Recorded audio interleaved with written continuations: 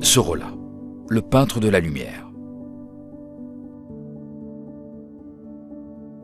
Joaquín Sorolla est né à Valence en 1863. Orphelin à l'âge de 2 ans à la suite d'une épidémie de choléra, il est recueilli par sa tante maternelle, Isabel Bastida. Lorsqu'il commence ses études secondaires, ses professeurs remarquent son intérêt pour la peinture et recommandent à sa famille d'orienter Joaquín vers les beaux-arts. Il suit donc des cours du soir de dessin à l'école des artisans de Valence et entre ensuite à l'école des beaux-arts de San Carlos, dans la même ville. À Madrid, au musée du Prado, il étudie la peinture espagnole du XVIIe siècle, principalement celle de Velázquez.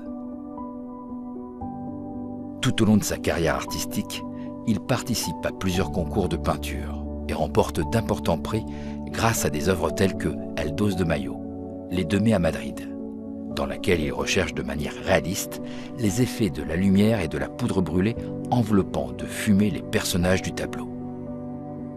Il utilise les arènes de Valence comme atelier de peinture. Il se fait également remarquer avec El Grito del Paleter, le cri du paletier, qui lui permet d'obtenir une bourse pour étudier à Rome. Les 2 tableaux ont un thème historique.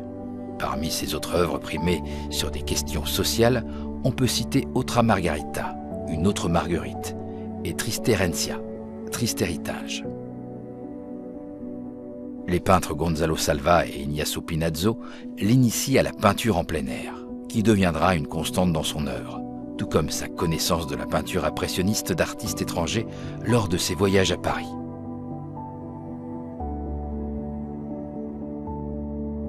À Rome, il étudie la Renaissance italienne et se familiarise avec la peinture de Mariano Fortuny, qui a une grande influence sur lui, comme en témoigne son tableau Moro con naranjas, Mort avec des oranges.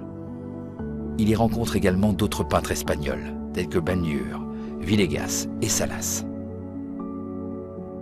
En septembre 1888, il épouse Clotilde Garcia, fille du photographe Antonio Garcia. Il vit quelque temps dans la ville d'Assise, Italie, dans la maison du peintre José Benlliure, où il s'intéresse à la peinture de genre de ce dernier et peint le tableau Vendiendo Melones, vente de melons.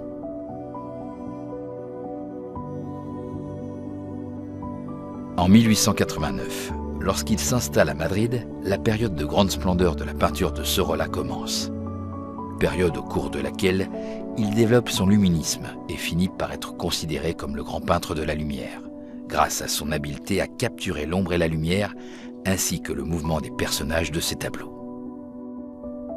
Inspiré par la pensée et l'œuvre littéraire de son ami Vicente Blasco Ibáñez, le sujet de ses œuvres est axé sur le réalisme social, avec des tableaux tels que On dicen que el pescado es caro, et l'on dit encore que le poisson est cher. La Vuelta de la Pesca, le retour de la pêche. Trata de Blancas, la traite des blanches, ou Una investigación, une enquête. Et aussi sur le costumbrismo marinero, peinture de Jean Marine, inspirée par les enseignements de son maître Pinazzo, avec des œuvres telles que Cosiendo las velas, Cousant la voile, 13 velas, les 3 voiles, El pescador, le pêcheur, Niños en la playa, enfant sur la plage, El baño del caballo, le bain du cheval, El bote blanco, le bateau blanc Javea, ou Paseo a orillas del mar, promenade au bord de la mer. Les portraits de Benito Pérez Galdós, Ramón y Cajal, Blasco Ibáñez, Machado, du roi Alphonse XIII dans les jardins de la Granja et de la reine Victoria Eugenia, ainsi que les nombreux portraits de son épouse Clotilde, constituent une autre composante de son succès. La Hispanic Society of America de New York lui commanda 14 grandes peintures murales consacrées aux régions d'Espagne pour décorer la bibliothèque de son siège. Cette institution abrite également le tableau El Sol de la Tarde, Soleil d'après-midi, considéré par le peintre lui-même comme sa meilleure œuvre. Il est mort à Cercedilla, Madrid, en août 1923, et sa maison à Madrid abrite le musée Sorolla depuis 1932.